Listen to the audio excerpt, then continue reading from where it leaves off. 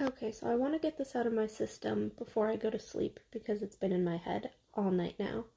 Um, but I saw this theory on Tumblr. I'm going to tell you what that theory is, and then I'm going to tell you what my own personal theory is in relation to it. But I saw this theory on Tumblr that said that Papa Archeron was a seer, just like Elaine, in the first book and in the second book.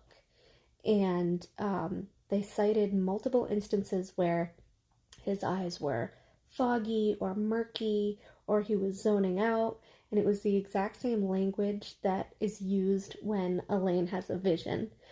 And they also actually took it a step further and cited that in um, Akamath, the sisters say that he's attending business in Prithian, and Cassian is like, "Don't you mean Highburn, not Prithian?"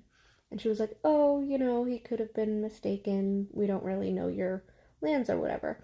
And then in Akaward, Dracon says, "Oh, the Prince of Merchants figured out months ago that the queens were going to betray Vassa." So I thought that was really cool. But my personal theory is that he had a Fae mate in Prithian who was a seer. I don't think he was a seer because he was, as far as we know, human. But I think his mate was sending him things through the bond, and particularly about the girls' futures. Because in ACOTAR, he's telling Feyre, "Don't ever come back, live your life." So I think he knew that she was going to end up happier in Prithian. Whether he knew whether they were going to be turned Fae or whatever, I don't know at that point. But I think he knew, like, to stay the course and to not interfere with their future, which is why maybe he was coming off as negligent. Well, he was definitely negligent. But I think that's probably one of the reasons why he didn't change anything.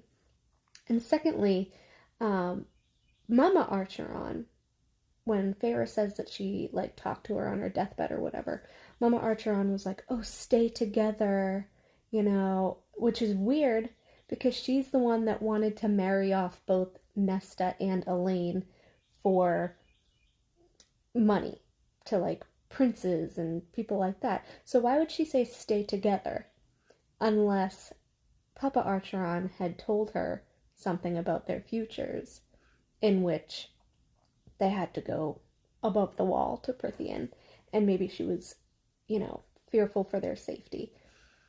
She was their mother. Yes, she was also abusive and negligent, but on her deathbed, stay together.